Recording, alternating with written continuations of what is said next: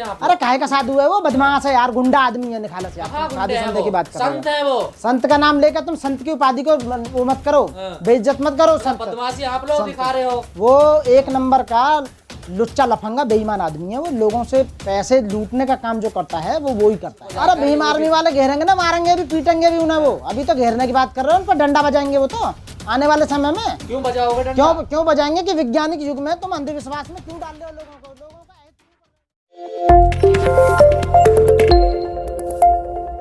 धीरेन्द्र शास्त्री की क्या औकात है हमारे सामने? अच्छा, कोई औकात नहीं? अरे जीरो है, नथिंग है।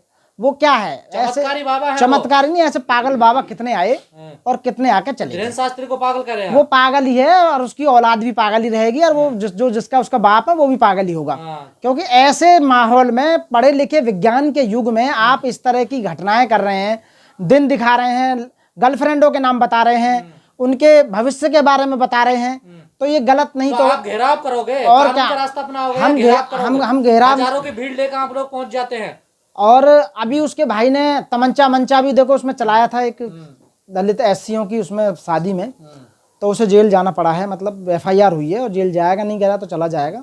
तो मैं धीरेन्द्र शास्त्री को स्पेशली कह रहा हूँ कि तू पागल आदमी, अपनी तेरी बुद्धि का जो स्तर है वो उतना नीचा गिर गया है। तू जानवरों जैसी बातें करता है और लोगों को डरा कर पैसे कमाने का काम कर रहा है, लोगों की मेहनत की कमाई। क्यों करते हैं आप? अरे काहे का साधु है वो, बदमाश है यार, गुंडा आदमी है निखालस यार। साधु संत की बात कर रहे हो। संत है वो। संत का नाम लेकर तुम संत की उपाधि को वो मत करो, बेइज्जत मत करो। संत बदमाशी आप लोग दिखा रहे हो। वो एक नंबर का लुच्चा लफंगा बेईमान आदमी है। वो लोगों से पैसे लूटने का काम जो करता है वो ही करता है।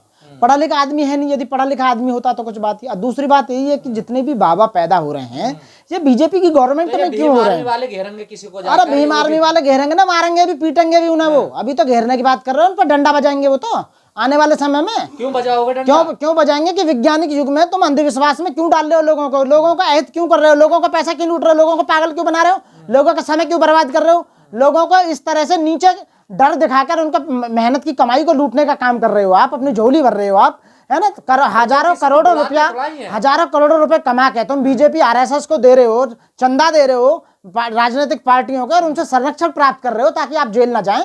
अरे जेल तो जाना पड़ेगा एक दिन। तो वो कोई बुलाते थोड़ा, आप लोग खुद जाते हैं। अरे जब दरबार लगेंगे, उन्होंने एजेंट छोड़ रखे हैं समाज के अंदर, गांव में डोर टू डोर जाके वो कहते हैं चमत्कारी बाबा पागल आ गया है, वो आपके दिन देख के बताएगा। जैसे खुद पागल ऐसे ही उसके चाहने वाले पागल। खुद से आप लोग दरबार नहीं लग रहा है? अरे दरबार लगना ही ना चाहिए, ऐसे लोगों की जरूरत का। मैं तो कहूं ऐसे लोगों ने भारत से बाहर भेजो, इन्हें पहले तो जेल भेजा जाए एफआईआर दर्ज करके, और इन्हें 10-10 साल 15-15 साल की सजा कर दी जाए, अंदर आराम से लूटो। जब देखेंगे तेरी चमत्कारी जिन ताकत है तू अंदर से दिखा। अरे चमत्कार नाम की कोई चीज होती तो चीन से ऊपर होता देश हमारा आज, समझ रहे हो ना, अमेरिका से ऊपर होता यदि चमत्कारी बाबाओं का कुछ होता।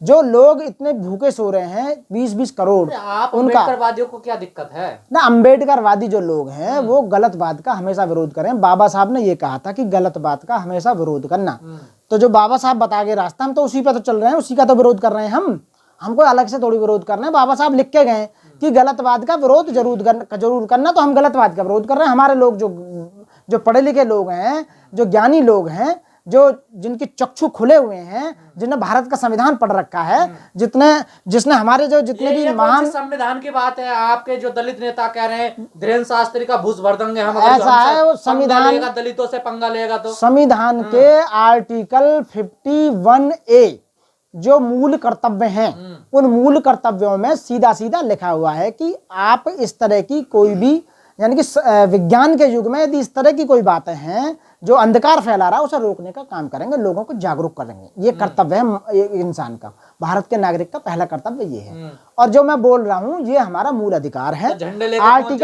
आर्टिकल 19 में सीधे सीधे क्लियर कट लिखा है कि आप भाषण एवं अभिव्यक्ति की स्वतंत्रता है, जिसके द्वारा मैं बोलने का काम कर रहा हूँ। लोगों को विरोध करते हैं, हम धर्मशास्त्रों का, साधु संतों का विरोध करते हैं। भैया साधु संतों का कोई विरोध नहीं कर रहा, ना धर्मशास्त्रों का कोई विरोध कर रहा, ना भगवान राम का कोई विरोध कर रहा।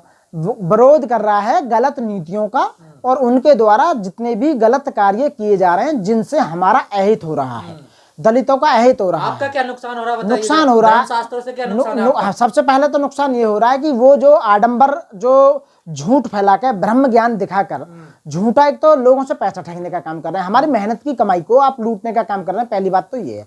दूसरा बात ये कि जो हमारा आदमी पढ़ लिख कर देश की तरक्की में जो काम करेगा, देश के डेवलपमेंट में काम करेगा, वो उसे तुम रोकने का काम कर रहे हो, ताकि वो तो अंधविश्वासी हो जाएगा। वो तो भगवान के ऊपर, इन धर्म शास्त्रों के ऊपर या ऐसे धीरेन्द्र शास्त्री पागल जैसे इनके ऊपर ही तो काम करेगा। फिर वो तो उन्हीं के चक्कर में आएगा, अपनी औलाद के लिए काम नहीं करेगा वो, फिर तो वो उन्हीं के ऊपर डिपेंड हो जाएगा। राष्ट्र नहीं बनने देंगे। अब हिंदू राष्ट्र कहाँ से आ गया? सीधे सीधे बात है। एक पत्रकार, जब एक आदमी भारत का नागरिक ये पूछ रहा था टीवी में, आपसे मैं ये कहना चाहता हूँ जी कि रोजगार पे आपने क्या काम किया?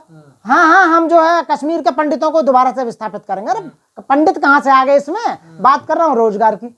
तो अभी जो बात चल रही थी वो हिंदू राष्ट्र बनाने का सपना दिखा रहे हैं ना सबको। हिंदू राष्ट्र कभी नहीं बनेगा, ये ना है ना बन सकता है। हिंदू राष्ट्र का नाम लेकर 2024 में लोकसभा का जो चुनाव आ रहा है उसमें वोट लेना चाहते हैं ये केवल कि आप हिंदू हो, हम इस देश को हिंदू राष्ट्र। अब तक तो उन्होंने राम मंदिर के नाम पर, राम मंदिर का होगा मामला खराब हो, क्योंकि राम मंदिर तो बन गया, तो वो तो निकल गया रील से बाहर। अब ये एक नई चीज लेकर आए, हम इस राष्ट्र को हिंदू राष्ट्र घोषित करेंगे।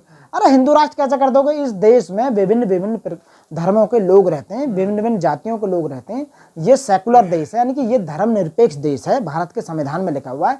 तो हिंदू राष्ट्र कैसे? गलत बोल रहे हैं साधु साहब। बिल्कुल गलत बोलना, सारे गलत है, ऐसा नहीं हो सकता। केवल ये झूठ बोलकर अनपढ़ लोगों से वोट लेने का काम कर रहे हैं कि 2024 में हिंदू राष्ट्र के नाम पर हमें वोट मिलेंगे।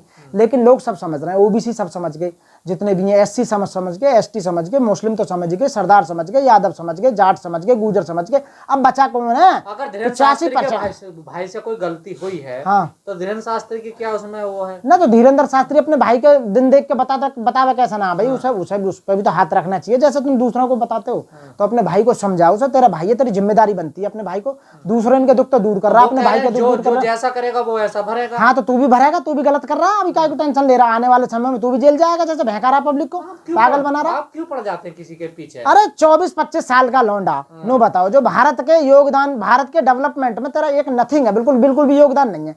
तू बहकाने का काम कर रहा है, भारत की जनता को पागल बना रहा है। ये बता, पागल कब तक बनेंगे? और ऐसे झूठ बोलकर तो पैसे को इकट्ठा कर रहा है। वो पैसा है कहाँ गया? हजारों करोड़ रुपया तो जो चंदा पार्टियों को देता है, और जो तेरे निकल आते हैं ना दल्ले जो आ रहे हैं तेरे बचाव करने वाले, वो भी सब जेल जाएंगे।